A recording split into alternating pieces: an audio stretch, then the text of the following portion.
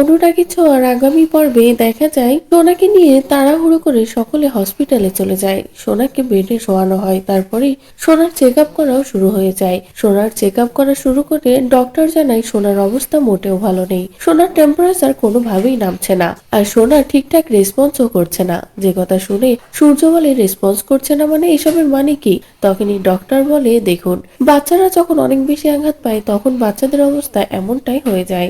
আর সোনার যে অবস্থা, সোনা যা চাচ্ছে সেটা যদি না পায় তাহলে কিন্তু সোনা ট্রমায় চলে যাবে। যেটা শুনে তো সকলে পুরো হা হয়ে যায়, কারোর মাথায় ঠিক থাকে না।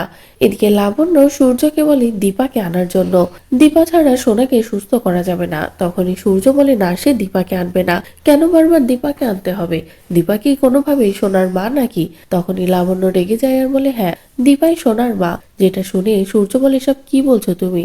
তখনই লাবণ্য বলে, হ্যাঁ, ওই রাতে দীপার কোলে সোনা রূপা দুজনেই যমজ সন্তান জন্ম নিয়েছিল।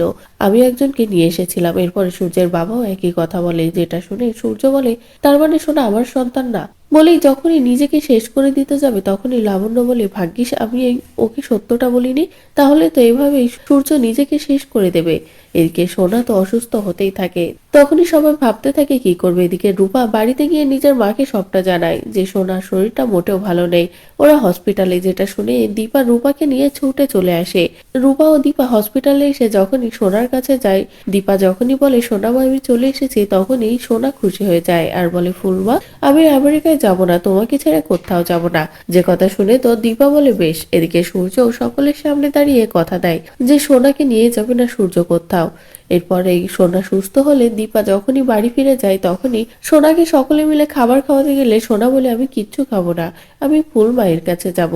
যেটা শুনে সূর্য রাগারাগি শুরু করে ফুলমায়ের কাছে না নিয়ে যেতে চাইলে সোনা আবারও অসুস্থ হয়ে পড়ে। আর সোনার এই অবস্থা দেখে লাবণ্য সূর্যকে বলে দীপাকে নিয়ে আসার জন্য, দীপাকে ফিরিয়ে আনার জন্য।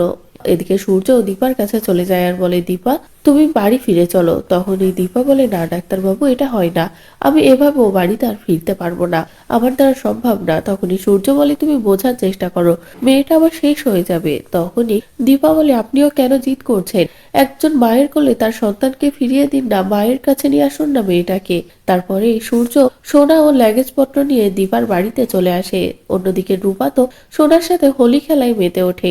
এদিকে সূর্য যখনই হোলি খেলতে যাবে তখনই দীপার স্মৃতি ভরে যায়। তারপরে দীপা পড়ে যেতে গেলে সূর্য দীপাকে ধরে নেয়। দুজন ভালোবাসার মানুষ একে অপরের কাছে আসে। এদিকে সোনা ও রূপা তো এটা দেখে ভীষণ খুশি হয়ে যায়। তো বন্ধুরা, এই ছিল অনুরাগের ছোঁয়ার আজকের পর্বের আপডেট। আগামী আপডেট পাওয়ার জন্য অবশ্যই আমাদের চ্যানেলটি সাবস্ক্রাইব করো।